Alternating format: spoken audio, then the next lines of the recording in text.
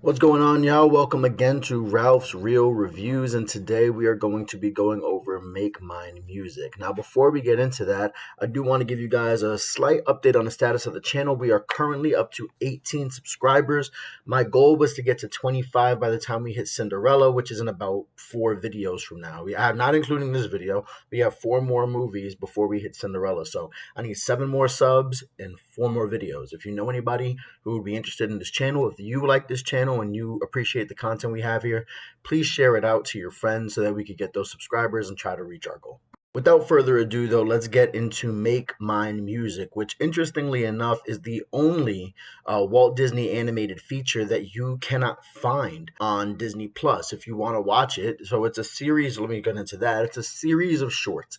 It's about 9 or 10 of them. I can't remember exactly how much. I think that there's 9 in the version that I rented, but there is a 10th short that was edited out of all releases. However, similar to Fantasia, there are these shorts and they are set to music. And it's hard for me to tell based on what I'm researching whether the shorts are set to music or the music is set to the shorts. I'm not sure. They kind of go hand in hand. Maybe they were created at the same time. For the sake of this video, I'm going to act like they were made in conjunction with each other, even though I could be wrong on that. Full disclosure. Anyway, if you want to see Make Mine Music, there's 2 ways you could go about that. The first is by going onto YouTube and looking it up, and there's like a playlist with the series of all 10 shorts. You're really not missing anything if you watch it that way, or you could do what I did, which is actually rent. I use Fandango at home, formerly known as Voodoo, and I rented Make Mine Music. So for the sake of this video, I am reviewing that version of it, the version that is available for rental on Fandango at home. So let's get into these rankings. To start, we're going to go into the animation category where I have Make Mine Music at 6. It's right ahead of Snow White, but right behind Bambi. And essentially what I was looking for when I looked at this category for Make Mine Music, because there was nothing too visually appealing. I could say for a fact that, it was made about 10 years later. The animation in Make Mine Music is better than the animation in Snow White. However, when I'm looking at the other competitors, right, there are scenes that I can remember from these movies that I can't remember from Make Mine Music. I can remember the clockwork scene in Pinocchio. I could remember the pink elephants on parade in Dumbo. I could remember the forest fire scene in Bambi. There's nothing to that level in Make Mine Music, which made it really easy to place it above Snow White because it is technically better than Snow White, and below all those other movies right there at 6. Next, I have the storytelling aspect where I have Make Mine Music right there at 5. It's really hard for me to judge these anthology films in this category. They kind of are playing by their own set of rules, but if you notice, Bambi is the only one that's really that low. I think I have Bambi down at 7, and the reason for that is I'm kind of gauging it on this engagement meter, right? So I'm looking at, is this movie engaging? Is the way that you're telling the plot engaging? Is the plot engaging? Is there a plot? So for the anthology films, it's almost unfair to them because of the circumstances in which they were made. They're naturally going to continue to fall lower and lower down this list, but I'm going to give them points if I felt like the shorts in and of themselves were engaging. That's where I think Make Mine Music falls right in between Snow White and the Three Caballeros there. Snow White does get the extra benefit of being an engaging enough movie that had one overarching storyline, right?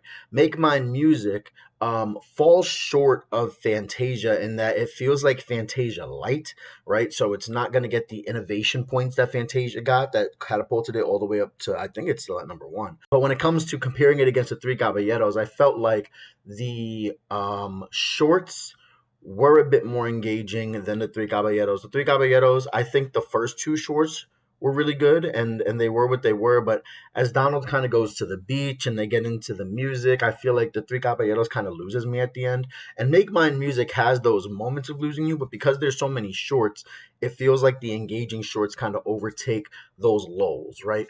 So because of that, I have Make Mine Music at 5.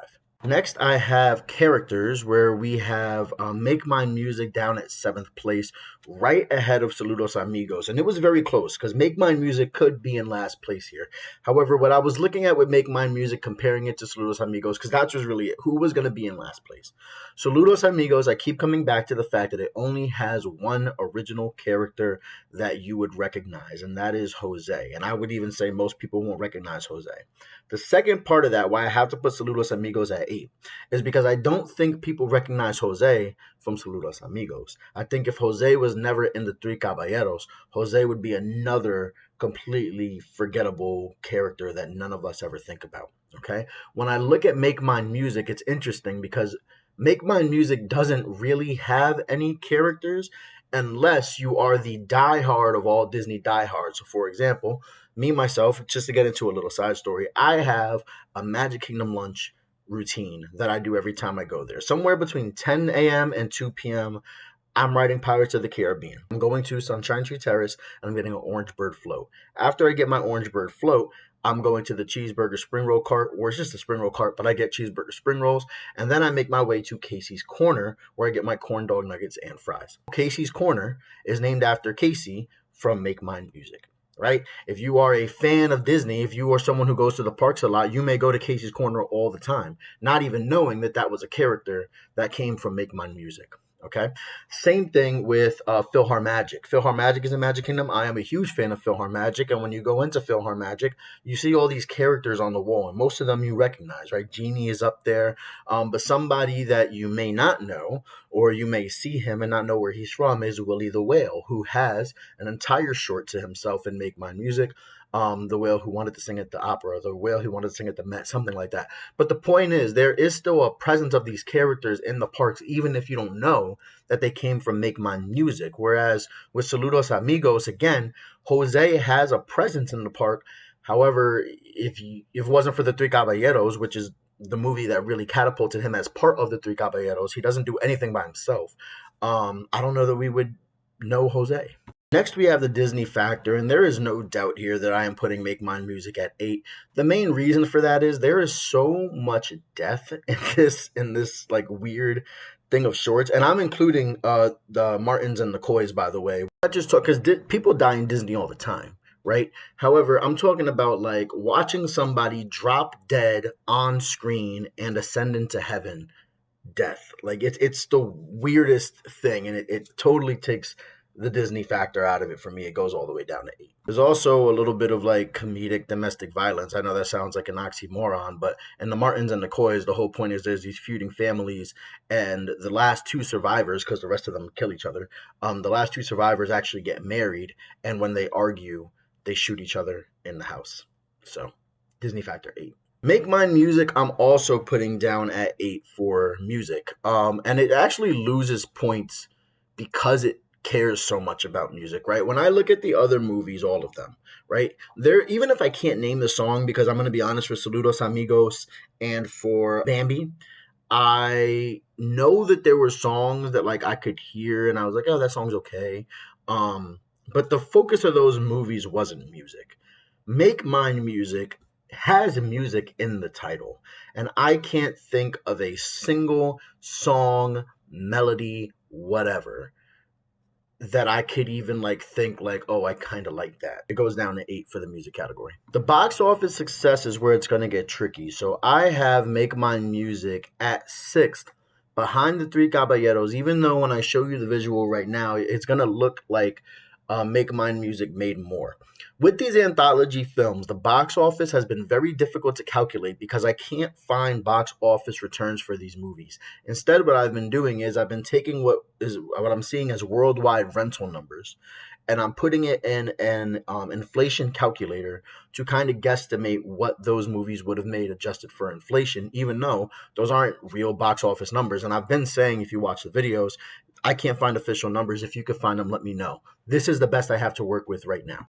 The reason why I'm putting the Three Caballeros ahead of Make Mine Music, even though the number for Make Mine Music is bigger, is because in the sources that I'm using, the worldwide rental returns for the Three Caballeros were reported as of 1951, which means when I'm adjusting for inflation, that number comes out a little bit lower, as opposed to Make Mine Music, which is getting adjusted from 1946. However, I can't tell if the worldwide rentals for Make Mine Music really came out in 1946, or if they would have came out in 1952 or 53, because they were made after the Three Caballeros. So why that gap would exist for the Three Caballeros and not for Make Mine Music, I don't know. However, if I were to be fair and put Make Mine Music and their worldwide rental numbers in 1951 numbers, the same way I did for the Three Caballeros, it actually comes out to about 38 million, which would be under the Three Caballeros. So I think in the grand scheme of things, when this list is over, that's going to be inconsequential.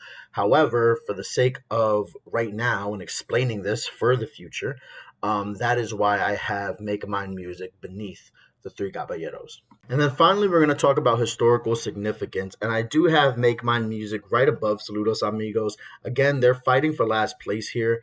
And most of what I'm saying is going to be what I said in the characters part. The characters of Make Mine Music low key live on more than the character of Jose from Saludos Amigos. And again, I understand that Jose is more recognizable. You could walk into Casey's Corner 1,000 times and not know it's from Make Mine Music. You could walk into Philhar Magic and walk right past Willie the Mail and not know that it's from Make Mine Music.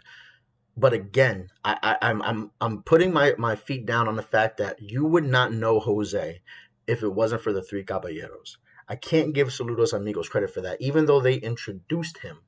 His presence is based on the fact that he is one of the Three Caballeros, not because he was in Saludos Amigos. So when I look at the historical relevance of that movie, even though it was the movie that preceded the Three Caballeros, I look at the presence of some of these characters in the park, and I also look at the fact that Make Mine Music is kind of like a continuation of the legacy of Fantasia, right? Marrying animation to music and moving forward, which again, I think that they will continue to do in Melody Time, but we're going to do that later. The fact that you can't find this movie on Disney Plus makes it even easier for me to put it in the skippable category. I could say that it's for the diehards, but I feel like you would have to be a diehard of all diehards to want to watch Make Mine Music and to go do the trouble of having to either find it on YouTube and sit through ads as you watch an hour and 15 of these shorts, or pay $20 like I did to rent it. Or sorry, I didn't rent it for $20. I bought it for $20. Yeah, there's not much here in the animation category. There's not much here. I mean, the rankings are the rankings. You can go back and watch. In summary, there's nothing special about this movie. And the fact that it's harder to access than just going on to Disney Plus and looking it up, I would say for a casual audience, this movie is completely skippable. What do you guys think, though? Is there something that I'm missing from Make Mine Music that maybe you love and appreciate? Are there more characters that are present in the parks that even I recognize? Let me know in the comments, guys. Please remember our sub goal. We are going up. We're trying to get to 25 within the next 4 videos. We need 7 more subs to reach that goal. It's definitely obtainable, but it's not going to happen without your help. So please, please, please make sure that you subscribe, share this to other people, like the video so that it shows up on other people's suggested, comment, all the things to get this up in the algorithm. So thank you guys so much. That's it. Bye. Follow me on Instagram and TikTok too.